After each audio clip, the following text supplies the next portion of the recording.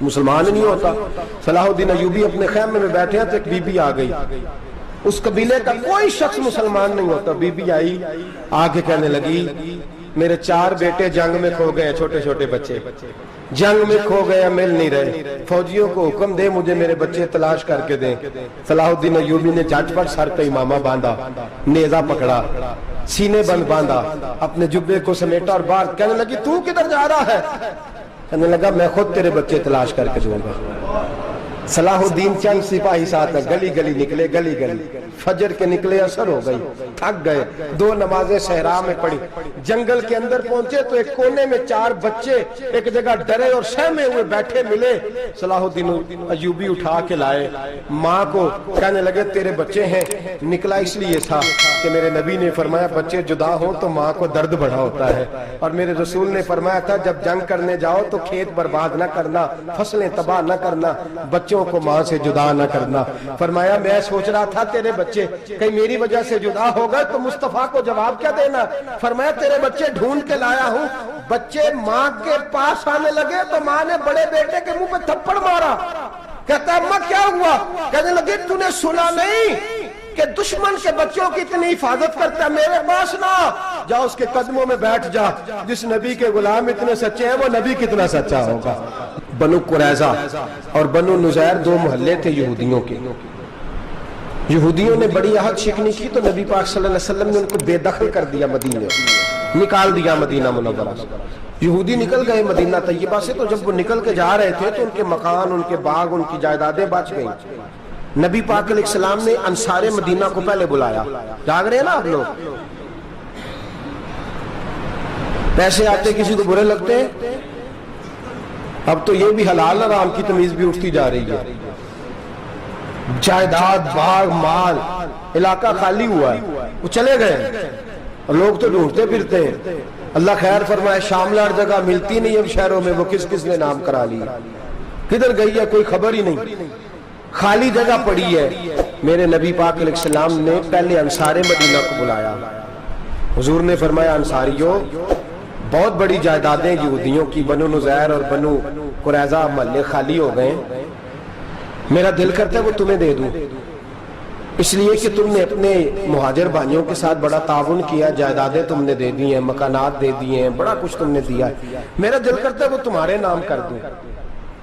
تو انصار مدینہ کیا کہنے لگے یا رسول اللہ دے تو ہم نے دیا ہے پر وہ بیچارے جھچکتے ہی رہتے ہیں، وہ جھچکتے ہی رہتے ہیں، کھول کے ہماری چیزیں استعمال نہیں کرتے۔ تو حضور ہم تو پہلے ہی انصار ہیں، ہمارے پاس بڑا کچھ ہے، آپ مہربانی فرمائیں وہ سارا کچھ مہاجروں کو دے دے، مہاجرین کو ہمیں نہیں چاہیے۔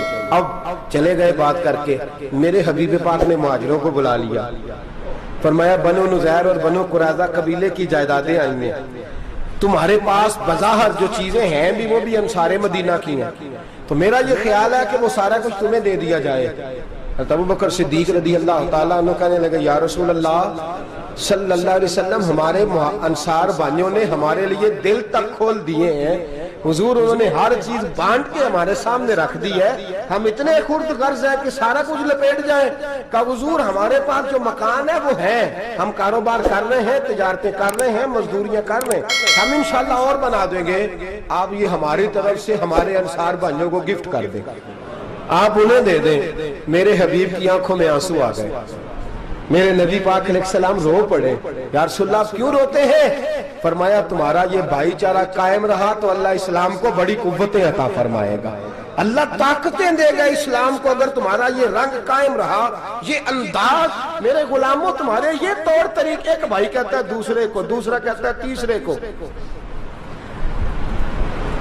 مسلمانوں کی نا ایک تعداد لڑتے لڑتے لڑتے لڑتے دور چلے گئی، تاتاریوں نے قید کر لیا، 4 مسلمان تھے، تبلیغ کرنے گئے، جنگ کرنے گئے، جہاد کرتے کرتے کافروں سے لڑتے لڑتے تاتاری قوم میں چلے گئے، وہاں قید کر لیے گئے تو سزائے موت کا حکم ہوا، 4 بزرگ تھے، سزائے موت کا حکم ہوا تو تاتاری بادشاہ جو تھا وہ بڑا خلاف تھا، بڑا سخت مخالف تھا مسلمانوں کے، اس نے کہا کہ ان کو جب پھانسی دینا نا مسلمانوں کو تو میرے سامنے دینا۔ اب 4 عالم ہیں، 4 صوفی ہیں، سفید داڑیاں، سر پہ امامے، پھانسی کا وقت آیا تو جو پھانسی گھاٹ ہے وہ ایک ہے، چاروں کو کٹھے پھانسی نہیں ہو سکتی، ایک کو کہا کہ ایک ایک کر کے ان کو پھانسی دو. جب پھانسی کا وقت آیا نا تو جو سب سے پیچھے صوفی تھے وہ دوڑ کے آگے آئے, کہنے لگے بادشاہ پہلی باری میری لگا پہلی. اب بادشاہ نے کہا ٹھیک ہے اسے لٹکا دو. وہ قریب آئے تو دوسرے دوڑ آئے, کہنے لگے نہیں نہیں پہلی باری میں نے زیادہ کافر قتل کیے, میرا بڑا جرم ہے, مجھے پہلے سزا دو. ان کو پھانسی دینے لگے تو تیسرے آ گئے, کہنے لگے نہیں یہ تو میرا قتل کرتا تھا, رستے میں بتایا کرتا تھا, ڈھونڈ کے میں بتلاتا تھا کہ یہاں زیادہ تعداد ہے, مجھے پہلے پھانسی دو.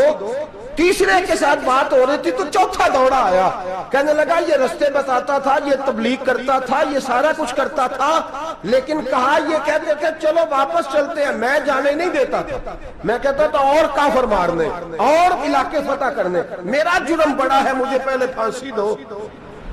بادشاہ کہنے لگا مجھے 35 سال ہو گئے حکومت کرتے, بڑی دنیا کو پھانسی دی ہے, لوگ تو ایک دوسرے کو دھکے دیتے ہیں کہ پہلے تو جا پہلے تو جا, اور تم کیسی قوم ہو کہ ایک دوسرے پہ قربان ہو رہے ہو. کہنے لگا تم ایک باپ کی اولاد ہو, جاگ رہے آپ لوگ, تاتاری بادشاہ کافر بادشاہ اسلام کی مخالفت کر دیں, ایک باپ کی اولاد ہو کا نہیں, ایک قبیلے کے رہنے والے ہو کا نہیں, ایک ملک کے رہنے والے ہو نہیں. اس نے کہا رشتہ کیا ہے تمہارا, رشتہ کیا ہے؟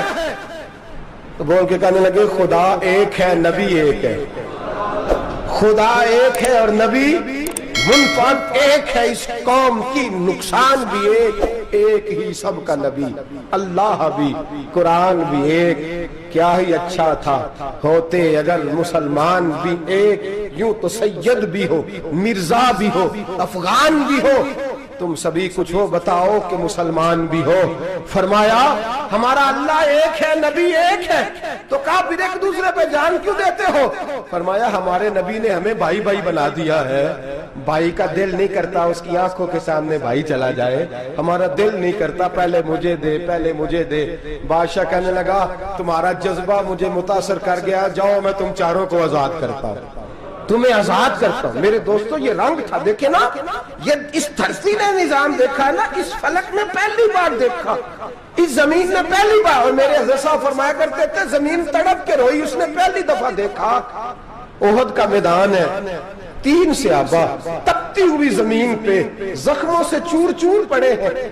حضرت انس بن نضر رضی اللہ تعالیٰ عنہ پانی کا پیالہ لے کے پہنچے, ایک زخمی سے کہا تجھے پانی پلانا ہے, تو کہنے لگا میرے زخم تھوڑے ہیں, وہ جو ساتھ پڑا اس کے زخم گہرے ہیں, پہلے اسے پانی پلا دے, جا اسے دے دے. اس کے پاس پہنچے تو وہ کہنے لگا وہ مجھ سے پہلے گرا تھا, اس کا زخم زیادہ گہرا ہے, اسے پانی پلا. تیسرے کے پاس گئے تو کہنے لگا چوتھا تڑپ زیادہ رہا ہے, اس کی عمر زیادہ ہے, میں تو جوان ہوں برداشت کر رہا ہوں, بڑھاپے کی وجہ سے نڈھال ہو گیا, پہلے اسے پانی پلا. چوتھا کہنے لگا 5ویں کے پاس جا, 5واں کہنے لگا 6ٹھے کے پاس جا. حضرت انس بن نضر کہتے میں رو پڑا, میں نے کہا محمد کے غلاموں, رسول نے تمہیں کیسا جذبہ دے دیا ہے, زبانیں پیاس سے باہر ہے لیکن تمہاری اخوت مرتے دم تک قائم ہے. کہتے میں 7ویں کے پاس گیا تو کہنے لگا اگر 6 قربانی دے سکتے ہیں تو مجھے خود غرض نہ سمجھ, میں نے نہیں پانی پینا, جا پہلے کے پاس لے جا. کہتے میں پہلے کے پاس آیا تو روح پرواز کر گئی, دوسرے کے پاس آیا تو روح پرواز کر گئی, میں 7ویں تک آیا تو انتقال کر گئے. کہتے ہیں پانی کا پیالہ میں نے اٹھایا اور میں نے زمین پہ رکھا تو میں نے کہا پانی گھما رہنا, محمد کے غلام مر تو جاتے ہیں پر ایک دوسرے کا خیال بڑا رکھا کرتے ہیں, گھما رہنا یہ مر جایا کرتے لیکن ایک دوسرے کا درد. میرے دوستو لٹا ہوا برما, روتے ہوئے مسلمان, سسکیاں اور آہیں لیتی ہوئی مائیں پوچھتی ہیں اے خاصا اے خاصان رسول, وقت دعا ہے, امت پہ تیری آ کے عجب وقت پڑا ہے. وہ دین جو بڑی شان سے نکلا تھا وطن سے, پردیس میں وہ دین آج غریب الغربا ہے.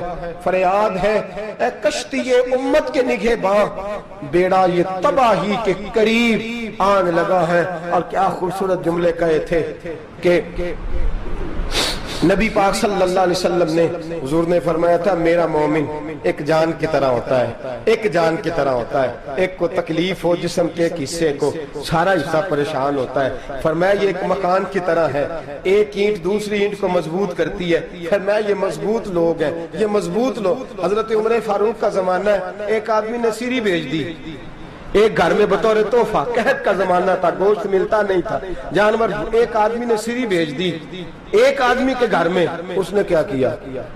اس نے اپنی بیوی سے کہا ہماری تو خیر ہے، ساتھ والا پڑوسی زیادہ غریب ہے، ادھر نہ بھیج دے، یہاں گندم امیر شہر کی ہوتی رہی خراب اور بچی کسی فقیر کی فاقوں سے مر گئی، کہا ساتھ والے پڑوسی کے گھر سے میں کئی دنوں سے بھوک کی آوازیں، وہاں بھیج دے۔ اس کے گھر گئی تو اس کی بیوی شوہر کو مشورہ دیتی ہے، کہتی ہے میرے بچے تو دلیر ہے، ساتھ والے کے چھوٹے ہیں، وہ گزارا نہیں، ادھر نہ بھیج دیں۔ ادھر گئی، ایک روایت ہے 7 گھر، ایک روایت ہے 21 گھر، 21 گھروں میں گھومتی ہوئی وہ شریف پھر پہلے کے گھر میں آ گئی، اور پہلا صحابی کہنے لگا صرف تو نے محمد کا کلمہ نہیں پڑھا، باقی 20 نے بھی پڑھا ہوا ہے، صرف تو نے ہی رسول اللہ سے یہ درس نہیں لیا، باقیوں نے بھی لیا ہے، اور صرف تیرے اندر ہی جذبہ احسار نہیں، تو ہی صرف مسلمانوں سے پیار نہیں کرتی، سارے ہی پیار کرتے ہیں۔ وہ شریف پھر آ گئی ہے، اب کیا کرنا ہے؟ اب کیا کرنا ہے؟ تو امام نبوی نے لکھا ہے، وہ کہنے لگی کرنا کیا ہے؟ پکاؤں گی میں اور کھائیں گے 21 گھر، پھر بھی اکیلے نہیں کھائیں گے، پکاؤں گی میں اور کھائیں گے 21 گھروں کے مطابق شوربہ پکا، اور پھر برتن میں ڈال کے وہ بی بی ایک گھر کا دروازہ کھٹکھٹاتی ہے، کہتی ہے مصطفیٰ کے غلاموں نکلو باہر اور کھاؤ، اس لیے کہ جس نبی نے مجھے پیار کا حکم دیا اسی نے تمہیں بھی پیار کرنا سکھایا ہے، یہ رنگ چشم فلک نے سکھایا ہے۔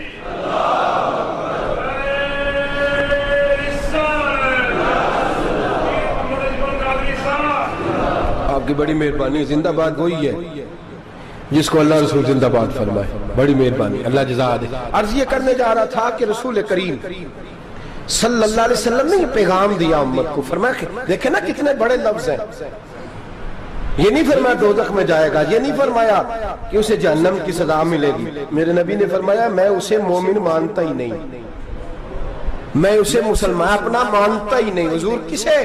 فرمایا جو پیٹ بھر کے کھاتا ہے اور اس کا ہمسایہ بھوکا سو جاتا ہے، میں مومن ہی نہیں مانتا۔ سزا تو تب ملے گی نا کہ جب میں کسی سزا کا اعلان کروں، میں مانتا ہی نہیں، وہ میرا ہے ہی نہیں، خود پیٹ بھر کے کھا رہا ہے، ہمسایہ اس کا بھوکا، میں نہیں مانتا۔ انما المؤمنون اخوہ، مومن بھائی بھائی، میں مانتا ہی نہیں اسے۔ اور میرے حبیب پاک اتنے بڑے لفظ حدیث میں اور کہیں نہیں ملیں گے، آپ کو اتنے بڑے جملے کہیں نہیں ملیں گے۔ میرے نبی پاک نے فرمایا اللہ کہے گا قیامت کے دن، کون؟ اتنے بڑے لفظ حدیثوں میں ملتے نہیں جتنے یہ ہیں۔ حضور نے فرمایا رب فرمائے گا بندے سے کہ میں تیرے پڑوس میں بھوکا تھا، تو نے مجھے روٹی کیوں نہیں کھلائی؟ کون کہہ رہا ہے؟ اللہ کہہ، میں بھوکا تھا تو نے روٹی نہیں دی، میں ننگا تھا تو نے کپڑا نہیں دیا، میں پیاسا تھا تو نے پانی نہیں پلایا، میں بیمار تھا تو تیمارداری۔ یا اللہ نہ تو کھاتا ہے، نہ پیتا ہے، نہ کپڑا پہنتا ہے، نہ تو بیمار ہوتا ہے، لا تاخذہ سنۃ ولا نوم، تجھے بیماری آتی نہیں، اونگ نیند نہیں آتی، میرے مالک تو میرے پڑوس میں تھا۔ تو حضور فرماتے ہیں رب فرمائے گا وہ جو بندہ تیرے پڑوس میں بھوکا تھا تو بندہ تو میرا ہی تھا نا، وہ جو بندہ تیرے پڑوس میں ننگا تھا تو بندہ تو میرا ہی تھا نا، وہ جو تیرے پڑوس میں پیاسا تڑپتا رہا تو وہ میرا ہی بندہ تھا، تو دوائی لینے جائے تو بڑے اسپتال میں اور اس بیچارے کو 20 روپے پرچی کے بھی میسر نہ آئے تو میرا ہی بندہ تھا۔ میرے دوست خیال کر اور یاد رکھ، یہ جو ہمسائے ممالک میں ظلم ہوتے ہیں، زیادتیاں ہوتی ہیں، ہمارے گھر کا پنکھا اچھا چلتا ہے، ہم جلوس اس وقت نکالتے ہیں جب ہماری لائٹ بند ہوتی ہے، ہم جلوس اس وقت نکالتے ہیں جب ہمارا ایسا جو ہمیں تنگ کرتا ہے، ہم اس وقت درد محسوس کرتے ہیں جب ہمارے گھر تک آگ آ جاتی ہے۔ یہ جو باہر آگ جل رہی ہے یہ تیرے گھر بھی آ سکتی ہے، یہ جو باہر فساد ہو رہا ہے یہ تیرے دروازے تک آ سکتا ہے۔ میرے رسول پاک نے ایک جان، مسلمان کو ایک جان قرار دیا۔ مجھے بتائیے انگلی کو کٹ لگ جائے، مسلمان ایک جان ہے نا، انگلی کو لگ جائے کٹ، دماغ کہتا ہے میں نے نہیں سوچنا اس کے بارے میں نے اس کے درد کو محسوس ہی نہیں کرنا، انگلی کی درد ہے، انگلی جانے اس کا کام جانے، ایسے ہی ہوتا ہے نا۔ بولے پیروں سے کہتے ہیں، انگلی کہتی ہے چاہے ڈاکٹر کے پاس، پیر کہتے ہیں نہیں میں نے نہیں جانا، انگلی کا کام ہے انگلی جائے، ایسے ہی ہے نا۔ دل سے کہتے ہیں تو تڑپ تھوڑا سا، انگلی کو درد ہے، کہتے میں کیوں تڑپوں، انگلی کا معاملہ، انگلی جانے اس کا کام جانے۔ ٹیلی فون کرنا ہے، ڈاکٹر صاحب کا پتہ کرنا ہے، تو کان کہتے ہیں میں نے نہیں بات سننی ڈاکٹر صاحب کی، زبان کہتی ہے میں نے نہیں بولنا، انگلی جانے، ایسا ہوتا ہے۔ پیر احتجاج کرتے کہ میں نے ڈاکٹر کے پاس، میں کیوں چکر کھاتا پھروں ڈاکٹر کی دکان کی، انگلی کو درد ہے انگلی جانے، ایسا ہوتا ہے۔ بھئی میرے رسول پاک نے فرمایا مسلمان ایک جان ہے، تو درد برما کے مسلمانوں کو ہو رہا ہے تو پاکستانی کہہ رہے ہیں کوئی بات نہیں، وہ جانے ان کا کام جانے، ایک جان ہے نا، درد ہونا چاہیے، تکلیف ہونا چاہیے۔ پھٹے پہ باتیں ہوتی ہیں اس موضوع پہ، اسمبلی پہ گفتگو ہوئی ہے اس موضوع پہ، آپ کی صوبائی اسمبلیاں اس موضوع پہ بولی ہیں، آپ کے کونسل اس موضوع پہ بولے؟ ہم تو اپنی اپنی سیاستیں، اپنے اپنے تماشے، اپنے اپنے چکروں میں لگے ہوئے۔ وہ دریا کے اندر سسکتے مسلمان، بنگالی کہتے ہیں ہمارے نہیں، برمی کہتے ہیں ہمارے نہیں، پاکستانی کہتے ہیں ہمارے نہیں، ترکی کہتے ہیں وہ کس کے ہیں؟ وہ کس کے ہیں؟ وہ اللہ کے بندے ہیں، محمد عربی کے غلام ہیں صلی اللہ علیہ وسلم۔ لیکن میرے دوستو کیا ہمیں کیا غرض ہے؟ وہ جانے ان کا کام جانے۔ یہ جب تیرے پیروں تک آگ آئے گی پھر تجھے پتہ چلے گا یہ بڑی سخت آگ ہے۔ آج جس کافر نے برما پر عرصہ دراز تنگ کیا ہے، مسلمان تھوڑے تھوڑے مفاد لینے کی خاطر نا، بنو عباس اور بنو امیہ کی جنگ چل رہی تھی، بنو عباس جو تھے وہ غالب آ گئے، بنو امیہ جو تھے ان کی حکومت ختم ہو گئی، تو عیسائیوں نے بنو امیہ سے کہا کہ ہم تمہارے ساتھ تعاون کرتے ہیں، ہم تمہارے ساتھ تعاون کرتے ہیں اور بنو عباس پہ غلبہ پا کے تمہیں حکومت دلاتے ہیں۔ بنو امیہ بڑی جدوجہد کر رہے تھے بادشاہی کے لیے، لیکن انہوں نے کہا کہ ہم لڑ رہے ہیں، کوشش کر رہے ہیں، لیکن ہمیں کسی کافر کی مدد کی ضرورت نہیں، ہم جتنا مرضی لڑیں لیکن کافروں کے ہاتھوں بنو عباس کو مروانے کو ہم تیار نہیں ہیں۔ ہمیں خبردار، تمہارا آپس کا معاملہ ہے، ہم خود نمٹ لیں گے، تمہیں اجازت نہیں دیتے تم اندر کودو اور کود کر کے تم فسادات پیدا کرو اور مسلمانوں کے اندر تقسیم کرو۔ میرے دوستو مسلمان کو سوچنا چاہیے، سوچ بڑی رکھنی چاہیے، گھر کی جنگ سے نکل آ، اب بہو ساس کے جھگڑے سے باہر آ جا، اب محلے کی سیاست چھوڑ کے باہر کا سوچ، اب اسلام کو تیری حاجت ہے۔ اب پوری دنیا جب مسلمان کو دیکھے نا، فیس بک یوز ہوتی ہے، اس پہ نوجوان جب اسلام کی بات کرنے لگے گا، اس پر جب بڑا اسلام کی بات کرنے لگے گا، پوری دنیا میں پیغام جائے گا کہ مسلمان اب جاگنے لگا ہے، مسلم خوابیدہ بیدار ہونے لگا ہے، اب اس کی آنکھیں کھلنے لگی ہیں، اب یہ اپنے مذہب کی بات کرتا ہے، اب یہ اپنے ملک سے، صوبے سے، برادری سے نکل کر بولتا ہے، اب یہ کہتا ہے کہ بازو تیرا توحید کی قوت سے قوی ہے، اسلام تیرا دیس ہے، تو مصطفی ہے، اب یہ بڑی سوچ رکھتا ہے، اب یہ عالمی بات کرتا ہے۔ میرے دوستو ہمارا تو حال یہ ہے، امام اعظم ابو حنیفہ کا فتویٰ ہے، آپ فرماتے ہیں جو مولوی عالمی حالات سے باخبر نہ ہو وہ جمعے کی تقریر نہ کرے، وہ مسلمانوں کی رہنمائی نہیں کر سکتا۔ عالمی حالات سے جو خبردار نہ ہو، تو جس کو چھٹی ہو جائے تو نے ختم نہیں پڑھا، دوڑ جا مسجد سے، تو ختم نہیں پڑھتا، ہمارے تجھے پتہ ہی نہیں تو کہاں رہتا ہے، بھاگ جا، وہ عالمی حالات پہ بات کرے گا، کیونکہ بیچارے کو تو پتہ ہے میری سویرے چھٹی ہو جانی ہے، سیاست کا لفظ چھیڑا نہیں تو میں گیا نہیں۔ یاد رکھے وہ جو بیداری ہے، وہ جو اعلیٰ ظرفی ہے، وہ جو بڑی سوچ ہے، وہ جو ملت کی سوچ ہے، وہ جو قومیت کی سوچ ہے، وہ جو آگے بڑھنے کا زاویہ ہے، وہ تو اندر، اقبال کہتے ہیں گلا تو گھونٹ دیا اہل مدرسہ نے تیرا، گلا تو گھونٹ دیا اہل مدرسہ نے تیرا، تجھے تو مدرسے والوں نے پلیٹ پکڑا دیا ہے کہ جا سویرے لنگر کٹھا کر کے لا اور دوپہر کو روٹیاں مانگ کے لا اور دیکھ آج مرا کون ہے، ختم کس کا پڑھنا ہے، تو گلا تو گھونٹ دیا اہل مدرسہ نے تیرا، اب کہاں سے آئے گی صدا لا الہ الا اللہ، تو گھونٹ دیا تیرا گلا، تو کیسے بڑی بات کرے گا؟ بڑی بات کے لیے بڑی سوچ چاہیے، بڑی تگودو چاہیے، بڑی کوشش چاہیے، بڑا حوصلہ چاہیے۔ مسلمان چھوٹی چھوٹی لڑائی میں، چھوٹی چھوٹی جنگ میں، ایک دکاندار دوسرے دکاندار سے لڑ رہا ہے، گلی والا دوسری گلی والی سے لڑ رہا ہے، محلے والا محلوں پہ اعتراض، ایک شہر میں رہنے والے میں نے دوسرے محلے پہ اعتراض کرتے دیکھے، یقین کریں ایک شہر میں رہنے والے، علاقے میں بسنے والے کہتے ہیں بھائی توبہ ہے اس محلے تو اللہ ہی بچائے، لا حول ولا قوت۔ وہ جو تقسیم در تقسیم کی سوچ ہے، اس نے چھوٹے چھوٹے ٹکڑوں میں مسلمانوں کو بانٹ دیا ہے، چھوٹی چھوٹی تقسیم ہے، چھوٹا چھوٹا ہمارا مزاج ہے، چھوٹی سوچ ہے، بڑی سوچ کی بات سنیے۔ صلاح الدین ایوبی، جاگ رہے ہیں نا آپ لوگ؟ تو آخنا حضرت صاحب ایڈی وڈی گل چھیڑ چھڑی ہے، یہ مطلب ہی کون نہیں، کنے برما جانا ہے تو کنے مدد کرنی ہے، میں تو بھائی فریضہ سر انجام دے رہا ہوں۔ میرے نبی نے فرمایا برائی کو یا ہاتھ سے بدل، ہاتھ سے نہیں بدل سکتا تو زبان سے تو بولنا، تو میں معذور ہوں، کمزور آدمی ہوں، ہاتھ سے بدلنے کی طاقت نہیں رکھتا، تو دوسرے درجے پہ تو مجھے عمل کرنے دو نا۔ اثر کرے نہ کرے سن تو لے میری فریاد، نہیں ہے داد کا طالب یہ بندہ آزاد، رونے تو دو تڑپنے تو دو، آہیں تو بہانے دو، سسکیاں تو لینے دو، مار کھائیے تو تڑپنے تو دو۔ وہ قرآن پاک برما میں پابندی لگی ہے تو میں یہاں سوچنے لگا ہوں کہ وہاں تو پابندی لگی ہے، یہاں پہلے ہی لوگ کوئی نہیں پڑھتی۔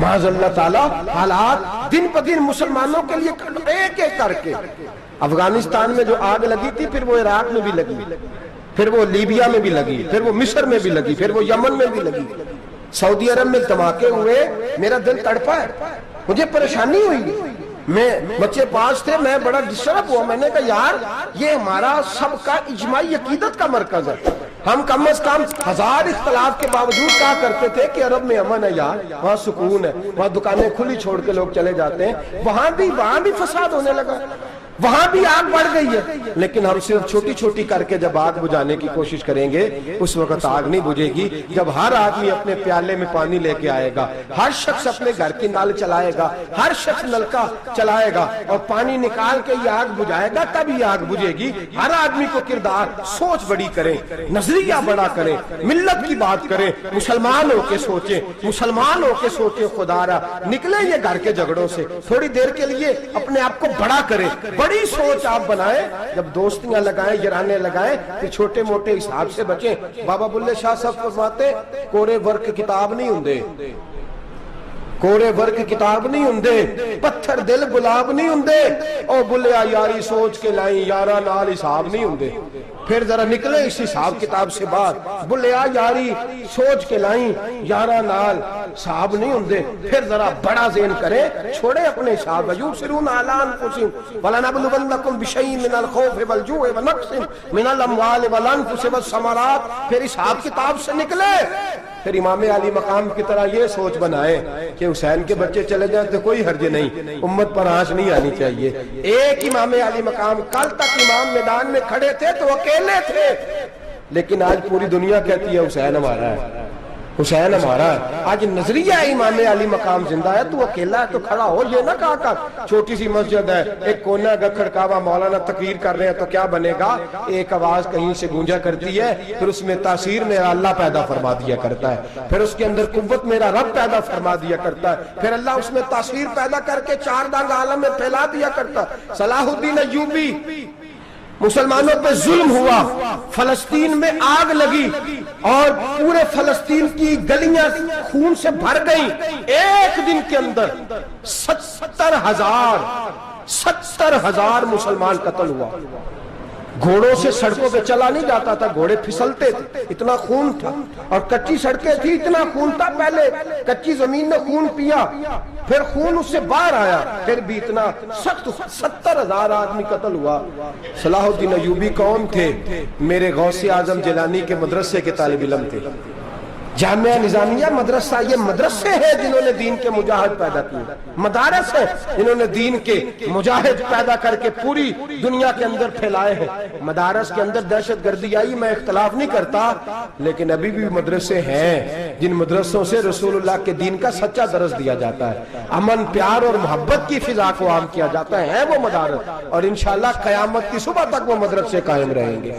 صلاح الدین ایوبی مدرسے کے طالب علم ہے، مدرسے کا، لیکن مدرسہ اس کا تھا جو ساتھ درویش بھی تھا، جو ساتھ اللہ رسول کے احکامات محبت کے ساتھ پھیلانے والے غوث اعظم جیلانی کا مدرسہ تھا، اس مدرسے کا پڑھنے والا طالب علم۔ دیکھیں نا، علم دین شہید کون تھا؟ نعتیں پڑھنے والا تھا نا، ختم دلانے والا تھا۔ عامر چیمہ شہید کون تھا؟ نعتیں پڑھنے والا تھا نا۔ یہ نعتیں وہ چیز ہوتی ہے جو دلوں کے اندر اثر پیدا کر دیتی ہے، جو نبی پاک کی محبت کو پروان چڑھاتی ہے، اور یہی چراغ جلے گا تو روشنی ہوگی۔ صلاح الدین ایوبی اکیلا اپنے دوستوں سے کہنے لگا مسلمانوں کی مدد چند سالوں میں نکلو مدد کریں۔ انہوں نے کہا تیرے نکلنے سے کیا ہوگا؟ کہنے لگا میں نے نہیں نکلنا، میرے اللہ نے میری مدد کرنی ہے، میرے اللہ نے میری اٹھ باندھ کمر کیا ڈرتا ہے، پھر دیکھ خدا کیا کرتا ہے، اور میں مجھے نکلنے دے، اللہ میری مدد کرے گا۔ تھوڑا تھوڑا کر کے فوج جمع کی، کوشش کی، چند سالوں کے بعد اسی جگہ جہاں مسلمانوں کا خون بہا تھا، اللہ نے اسلام کا جھنڈا پھر سے بلند کر دیا۔ صلاح الدین ایوبی فاتح بن کے مسجد اقصی کے دروازے پہ کھڑا ہے. چند سال گزرے، عیسائیوں کا اپنا وہ ظلم ابھی یاد ہے، اور عیسائی سارے لیڈر کہتے ہیں تیاری کر لو، اب ہمارے بچے کاٹے جائیں گے، عورتیں بیوہ ہوں گی، گردنیں کٹیں گی، اب دیکھنا جتنا خون ہم نے بہایا تھا مسلمان اس سے دگنا بہائیں گے. صلاح الدین ایوبی گھوڑے پہ کھڑے ہیں اور پوچھتے ہیں او عیسائیوں بتاؤ تمہارے ساتھ کیا کروں. گردنیں جھک گئیں، جواب کوئی بھی نہیں. کہا تم نے 70,000 مسلمان ایک دن میں مارا تھا، بولو تمہارے ساتھ کیا کروں. تم نے ایک دن میں مسلمان یوں کاٹے جیسے گاجر مولی کاٹی جاتی ہے، بولو کیا کروں. عیسائی کہنے لگے ہمیں اپنے ظلم یاد ہے، تشدد یاد ہے، بربریت یاد ہے، تو بہتر جانتا ہے تو نے کیا کرنا ہے. صلاح الدین ایوبی گھوڑے پہ فاتح کھڑا ہے، آنکھوں میں آنسو آئے، تڑپ کے رویا، کہنے لگا میں تمہارے ساتھ وہی سلوک کروں گا جو میرے مصطفیٰ نے قریش مکہ کے ساتھ فرمایا تھا. لا تصریب علیک، جاؤ تم پر کوئی زیادتی، جاؤ تم آزاد ہو. اس نے کہا تو کر کیا رہا ہے؟ کہنے لگا میں کیا کروں، میں اس محمد کا ماننے والا ہوں جس نے معاف کرنا سکھایا ہے صلی اللہ علیہ وسلم. میرے پیروں میں زنجیر ہے رسول اللہ کی غلامی کی، جاؤ تم آزاد ہو. اس نے کہا تم آزاد ہو. لوگوں نے کلمہ پڑھنا شروع کر دیا، اشہدو ان لا الہ الا اللہ واشہدو ان محمدن عبدہ. سارے قبیلے کے کچھ نہ کچھ لوگ مسلمان، ایک قبیلہ رہ گیا مسلمان نہیں ہوتا. صلاح الدین ایوبی اپنے خیمے میں بیٹھے ہیں تو ایک بی بی آ گئی، اس قبیلے کا کوئی شخص مسلمان نہیں ہوتا. بی بی آئی، آگے کہنے لگی میرے 4 بیٹے جنگ میں کھو گئے، چھوٹے چھوٹے بچے جنگ میں کھو گئے، مل نہیں رہے، فوجیوں کو حکم دے مجھے میرے بچے تلاش کر کے دیں. صلاح الدین ایوبی نے جھٹ پٹ سر پہ امامہ باندھا، نیزہ پکڑا، سینے بند باندھا، اپنے جبے کو سمیٹا اور باہر. کہنے لگی تو کدھر جا رہا ہے؟ کہنے لگا میں خود تیرے بچے تلاش کر کے دوں گا. صلاح الدین چند سپاہی ساتھ گلی گلی نکلے، گلی گلی فجر کے نکلے، اثر ہو گئی، تھک گئے، 2 نمازیں صحرا میں پڑھی. جنگل کے اندر پہنچے تو ایک کونے میں 4 بچے ایک جگہ ڈرے اور سہمے ہوئے بیٹھے ملے. صلاح الدین ایوبی اٹھا کے لائے، ماں کو کہنے لگے تیرے بچے ہیں. نکلا اس لیے تھا کہ میرے نبی نے فرمایا بچے جدا ہوں تو ماں کو درد بڑا ہوتا ہے، اور میرے رسول نے فرمایا تھا جب جنگ کرنے جاؤ تو کھیت برباد نہ کرنا، فصلیں تباہ نہ کرنا، بچوں کو ماں سے جدا نہ کرنا. فرمایا میں سوچ رہا تھا تیرے بچے کہیں میری وجہ سے جدا ہو گئے تو مصطفیٰ کو جواب کیا دینا. فرمایا تیرے بچے ڈھونڈ کے لایا ہوں. بچے ماں کے پاس آنے لگے تو ماں نے بڑے بیٹے کے منہ پہ تھپڑ مارا. کہتا ہے اماں کیا ہوا؟ کہنے لگے تو نے سنا نہیں کہ دشمن کے بچوں کی اتنی حفاظت کرتا ہے، میرے پاس نہ جا، اس کے قدموں میں بیٹھ جا. جس نبی کے غلام اتنے سچے ہیں وہ نبی کتنا سچا ہوگا، جس نبی کے نوکر اتنے کھڑے ہیں وہ نبی کتنا کھڑا ہوگا. جا کے کلمہ پڑھ لے. میرے دوست یہ اسلام ہے، اس نے غیروں کا درد بھی اپنے سینے میں رکھا. اقبال کہتا ہے سارے زمانے کا درد ہمارے ہی سینے میں ہے.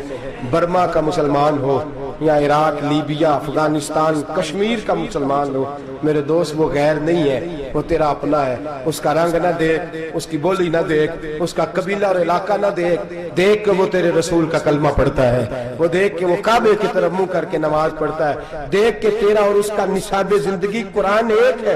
میرے دوست کچھ نہیں کر سکتا تو دعا تو کر دیا کر، کچھ نہیں کر سکتا تو التجا تو کر دیا کر. اللہ کے حضور یہ تو کہا کر کہ اللہ مسلمان جہاں بھی ہیں تو ان کی مدد فرما، اللہ مسلمان جہاں بھی ہیں تو ان کی غیبی امداد فرما. یہ دعا تو میرے دوست ضرور کیا کرو. سوچ بڑی کریں، جب بھی آپ بولیں، جب بھی آپ لکھیں، جب بھی کسی سے بات کریں تو بحیثیت مسلمان کے بات کریں، بحیثیت ایک نبی پاک کے غلام کے بات کریں. اپنی زندگی اس انداز میں ترتیب دیں کہ پہلے آپ مسلمان ہیں، اس کے بعد آپ کچھ اور ہیں. پہلے اسلام کی بات کریں، بڑی بات کریں، بڑے حوصلے کی بات کریں، پھر اسلام کو قوت ملے گی، پھر بیداری امت کو نصیب ہوگی. اللہ کریم برما کے مسلمانوں کو اپنی رحمت کی ٹھنڈی چھاؤں نصیب فرمائے، ہمیشہ مدحت خیر الانام میں گزرے. دعا ہے یہ عمر درود و سلام میں گزرے. آخر دعوانا ان الحمدللہ رب العالمین.